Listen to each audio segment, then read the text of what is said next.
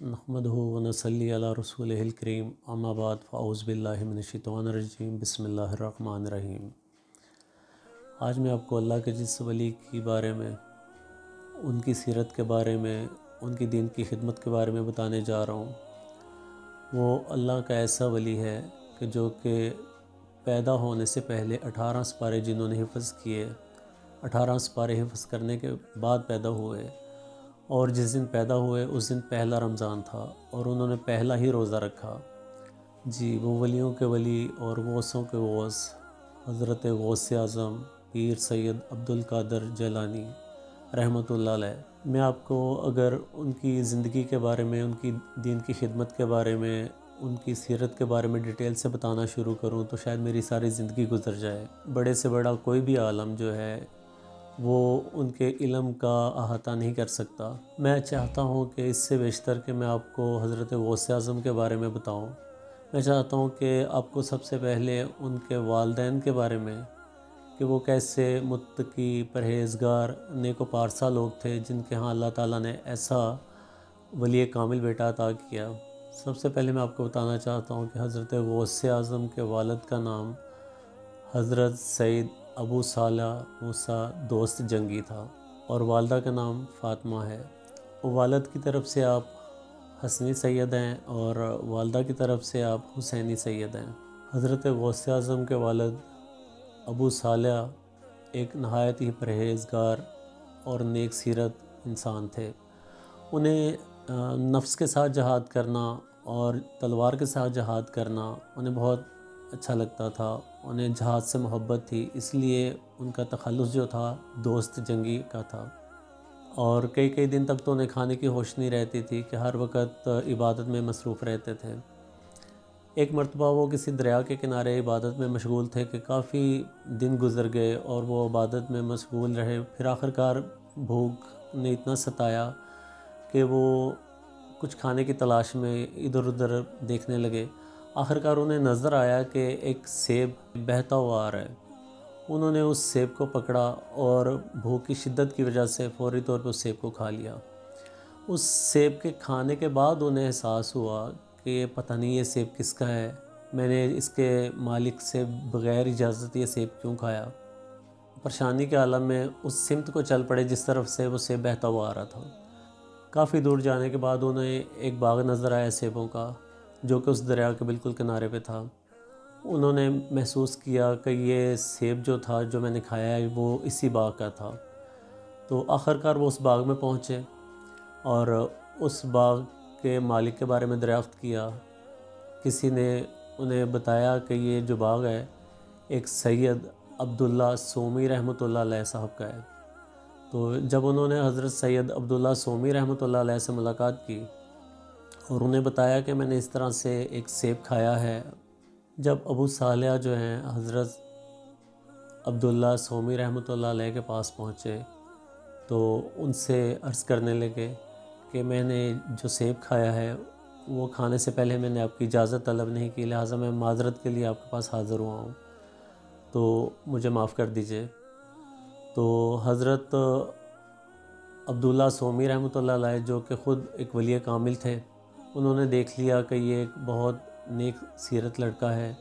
तो उन्होंने कहा कि आपको जो माफ़ी एक सूरत में हो सकती है, और वो ये है कि आप मेरे बाग की कुछ अरसा जो है ना रखवाली करें, माली का काम करें और मेरे पास रहें। इस तरह अबू सालेह जो हैं वो मान गए। उन्होंने कहा ठीक है। अब कुछ अरसा काम करने के बाद उन्हें एहसास हुआ कि मैं जिस बाग के मालिक के पास काम कर रहा हूँ ये तो एक बहुत वली कामिल है। तो ये बहुत खुशी के साथ उनके साथ रहने लगे।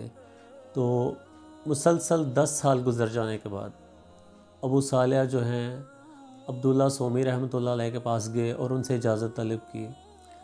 तो जबकि हज़रत अब्दुल्ला सोमी रहमतुल्लाह अलैह ने कहा नहीं, अभी कुछ अरसा और 2 साल तक और मज़ीद आप मेरे पास रहो। तो इस तरह टोटल 12 साल अबू सालेह दोस्त जंगी जो हैं हज़रत अब्दुल्ला सोमी रहमतुल्लाह अलैह के पास रहे और फिर इजाज़त तलब की कि अब मुझे इजाज़त दीजिए। तो जबकि हज़रत अब्दुल्ला सोमी रहमतुल्लाह अलैह ने कहा कि नहीं, ابھی آپ کو معافی جو ہے اس سیب کے لیے نہیں مل سکتی، اس کے لیے میری ایک مزید شرط ہے جو آپ کو پوری کرنا ہوگی۔ تو حضرت ابو صالح نے پوچھا کہ اب کون سی شرط ہے، چلیے بتائیے جو بھی ہے۔ تو حضرت عبداللہ سومی رحمۃ اللہ علیہ فرمانے لگے کہ میری ایک بیٹی ہے جو کہ کانوں سے بہری ہے، آنکھوں سے اندھی ہے، پیروں سے لنگڑی ہے اور ہاتھوں سے لجی ہے، آپ اس سے شادی کر لیجئے۔ اب تھوڑا سا سوچنے کے بعد حضرت ابو صالح نے ہاں کر دی اور شادی کے لیے رضامند ہو گئے، اور یہ سوچا کہ چلے یہ جو سیب میں نے کھایا اس کی معافی تو مل جائے گی۔ شادی ہونے کے بعد جب وہ اپنی بیگم کے پاس گئے تو انہوں نے دیکھا کہ وہ تو ایک بہت ہی خوبصورت اور جوان لڑکی تھی، نہ تو وہ اندھی تھی، نہ لولی تھی، نہ لنگڑی تھی، نہ بہری تھی۔ تو حضرت ابو صالح جو ہیں کافی پریشان ہو گئے۔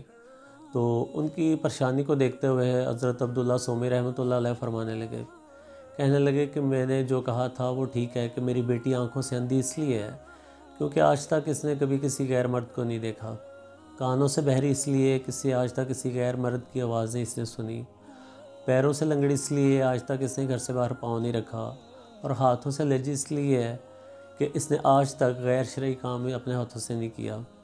تو اس بات پہ حضرت ابو صالح جو ہیں وہ بہت خوش ہوئے، اور اس طرح ان کی شادی جو ہے حضرت عبداللہ سومی رحمۃ اللہ علیہ کی بیٹی حضرت فاطمہ رحمۃ اللہ علیہ کے ساتھ ہو گئی۔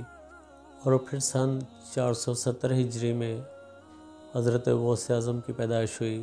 رمضان کا مہینہ تھا، فرسٹ رمضان تھا، اور جب آپ پیدا ہوئے تو آپ نے پیدا ہوتے ہی روزہ رکھا، سحری سے آپ نے دودھ پینا بند کر دیا، اور افطاری تک آپ نے بالکل دودھ نہیں پیا، اور اس طرح ہر روز اسی طرح کرتے آپ سحری کے ٹائم دودھ چھوڑ دیتے اور افطاری کے ٹائم پہ دودھ پیتے، تو اس طرح آپ روزے بھی رکھتے رہے۔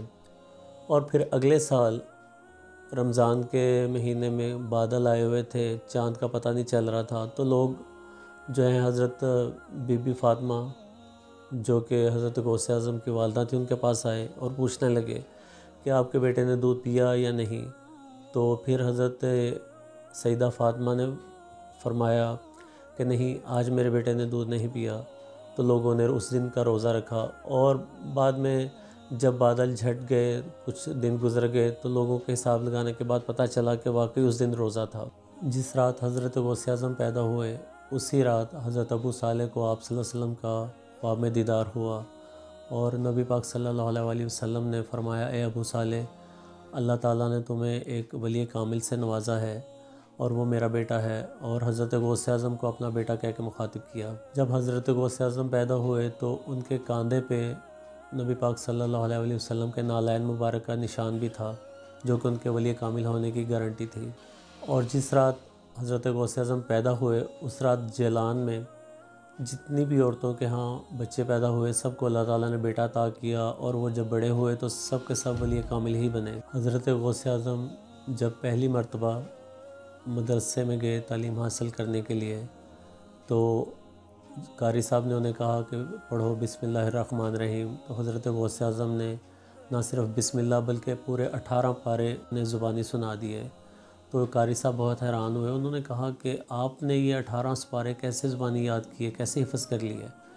تو حضرت غوث اعظم فرمانے لگے کہ یہ 18 پارے میری ماں کو زبانی حفظ تھے، تو وہ میری پیدائش سے پہلے اس کی تلاوت کیا کرتی تھی، تو جو کہ میں سنتا تھا اور مجھے بھی زبانی یاد ہو گئے۔ اس طرح حضرت غوث اعظم نے اپنی قرآن پاک کی جو تعلیم ہے 19ویں پارے سے سٹارٹ کی تھی۔ ابھی حضرت غوث اعظم بہت چھوٹے ہی تھے کہ حضرت غوث اعظم کے والد کا انتقال ہو گیا، اور پھر کچھ ہی عرصہ کے بعد آپ کے نانا جان حضرت عبداللہ سومی رحمۃ اللہ علیہ کا بھی انتقال ہو گیا۔ تو آپ کی تعلیم و پرورش کی ساری ذمہ داری آپ کی والدہ حضرت سیدہ فاطمہ رحمۃ اللہ علیہ کے اوپر آن پڑی۔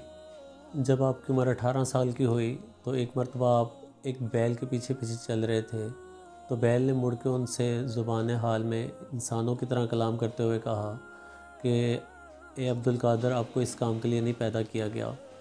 تو آپ بہت حیران ہوئے، فوری طور پہ بھاگے بھاگے گھر آئے، اپنی والدہ کے سامنے آ کے سارا قصہ بیان کیا، اور پھر حصول علم کے لیے اپنی والدہ سے بغداد جانے کے لیے اجازت طلب کی، کیونکہ حضرت غوث اعظم جیلان ایک قصبہ میں پیدا ہوئے تھے، اور جبکہ زیادہ تر جو بڑے مدرسے اور زیادہ تر بڑے علماء کرام جو تھے وہ بغداد میں تھے۔ اس وقت بغداد جو تھا علم کا گڑھ تھا۔ تو حضرت غوث اعظم نے جب اپنی والدہ سے اصرار کیا کہ مجھے بغداد جانا ہے حصول علم کے لیے، تو ان کی والدہ نے انہیں 40 دینار دیے، اور 40 دینار دینے کے بعد انہیں یہ کہا کہ اب آپ بغداد جا سکتے ہو، اور دیکھو میری ایک نصیحت یاد رکھنا کہ کبھی جھوٹ مت بولنا۔ اور آپ کی والدہ نے کہا کہ شاید اب تمہاری اور میری یہ اس دنیا میں آخری ملاقات ہے، اور شاید اس کے بعد ہماری ملاقات نہ ہو سکے۔ تو وہ جو 40 دینار تھے آپ کی والدہ نے آپ کے کپڑوں کے اندر سی دیے۔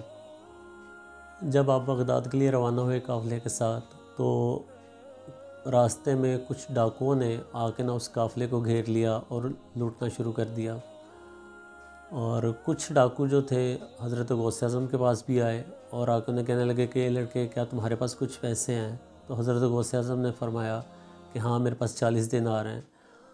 وہ جو ڈاکو تھا اس نے بڑے غور سے ان کا جائزہ لیا اور چلا گیا۔ دوسرا آیا، اسی نے بھی اس طرح سے سوال کیا کہ تمہارے پاس کچھ پیسے ہیں؟ کیا تمہارے پاس کوئی مال ہے؟ تو حضرت غوث اعظم نے فرمایا کہ ہاں میرے پاس 40 دینار ہیں، میں نے تمہارے دوسرے ساتھی کو بھی بتایا کہ میرے پاس 40 دینار ہیں۔ وہ ڈاکو اپنے سردار کے پاس گئے اور جا کے انہوں نے کہا کہ وہ جو لڑکا ہے وہ کہہ رہا ہے کہ میرے پاس 40 دینار ہیں۔ تو اس طرح سردار جو تھا حضرت غوث اعظم کے پاس آیا اور آ کے کہنے لگا کہ آپ کہہ رہے ہو کہ آپ کے پاس 40 دینار ہیں، تو کہاں ہیں وہ 40 دینار؟ تو حضرت غوث اعظم نے فرمایا کہ یہ میرے کپڑوں کے اندر سلے ہوئے ہیں۔ تو جب کپڑوں کو پھاڑا گیا اور نیچے سے وہ پیسے نکل آئے جو کہ 40 دینار تھے، تو وہ جو ڈاکو تھا بہت حیران ہوا۔ وہ کہنے لگا کہ آپ اچھی طرح وہ جانتے ہو کہ ہم لوگ رہزن ہیں، ڈاکو ہیں، لوگوں کا مال لوٹ رہے ہیں، تو آپ نے ہمیں کیوں بتایا کہ آپ کے پاس 40 دینار ہیں؟ آپ ہمیں نہ بتاتے۔ تو حضرت غوث اعظم نے فرمایا کہ میں نے اپنی والدہ سے وعدہ کیا ہوا تھا کہ میں جھوٹ نہیں بولوں گا، اور میری والدہ نے مجھ سے وعدہ لیا تھا کہ کسی حال میں بھی جھوٹ نہیں بولنا۔ تو اس بات کا ڈاکو کے دل پہ بہت اثر ہوا۔ وہ رونے لگا اور کہنے لگا کہ آپ کتنے اچھے ہو، اور ایک میں ہوں کہ اللہ سے کیے ہوئے وعدے توڑ رہا ہوں، اور کافی عرصہ سے رہزنی کر رہا ہوں، اللہ تعالیٰ کے احکام سے منحرف ہوں، اللہ تعالیٰ کا کہا حکم نہیں مانتا۔ اور اس طرح وہ رونا شروع ہو گیا، اور اس نے حضرت غوث اعظم کے ہاتھ پہ توبہ کر لی۔ اور وہ جو ڈاکو تھا، ڈاکوؤں کا جو سردار تھا، اس کا نام احمد بدوی تھا۔ احمد بدوی نے جب توبہ کر لی تو اس کے جو باقی ساتھی تھے انہوں نے بھی سارا مال و ثواب جو لوٹا ہوا تھا وہ واپس کر دیا اور توبہ کر لی، اور کہنے لگے احمد بدوی کو کہ آپ ہمارے پہلے بھی اس رازدانی میں بھی ہمارے سردار تھے، اور اب جب آپ نے توبہ کر لی ہے تو اب بھی آپ ہمارے سردار ہی ہیں، ہم بھی آپ کے ساتھ توبہ کرتے ہیں۔ تو اس طرح حضرت غوث اعظم فرماتے ہیں کہ وہ پہلی توبہ تھی جو لوگوں نے ان کے ہاتھ پہ کی، اور اس طرح وہ جو ڈاکو تھے وہ سارے کے سارے ولی کامل بنے۔ پھر آپ بغداد جب تشریف لے گئے تو وہاں پہ اس وقت جب آپ بغداد میں پہنچے تو بارش ہو رہی تھی، تو وہاں وہ ایک مدرسے کے پاس باہر والے حصے پہ رک گئے۔ تو جب بارش تھم گئی اور کچھ صبح ہو گئی تو وہ جب مدرسے کے اندر گئے تو وہ مدرسہ حضرت حماد بن مسلم رحمۃ اللہ علیہ کا تھا۔ تو حضرت حماد بن مسلم رحمۃ اللہ علیہ تو جیسے حضرت غوث اعظم کے انتظار میں ہی تھے، انہوں نے بڑی گرم جوشی کے ساتھ حضرت غوث اعظم کا استقبال کیا، اور انہیں روتے ہوئے فرمانے لگے کہ آج جو طریقت کی دولت میرے سینے میں ہے کل وہ تمہارے پاس ہوگی، اور اسے بہت احتیاط کے ساتھ خرچ کرنا۔ اب مزید اس کے بعد کیا ہوا وہ آپ کو انشاءاللہ بتاؤں گا نیکسٹ ویڈیو میں، اور آپ یہ جو ویڈیوز ہے اسے شیئر کیجئے دوسروں کے ساتھ تاکہ ان کے دلوں میں بھی اللہ کے ولیوں کی محبت پیدا ہو۔ اللہ حافظ۔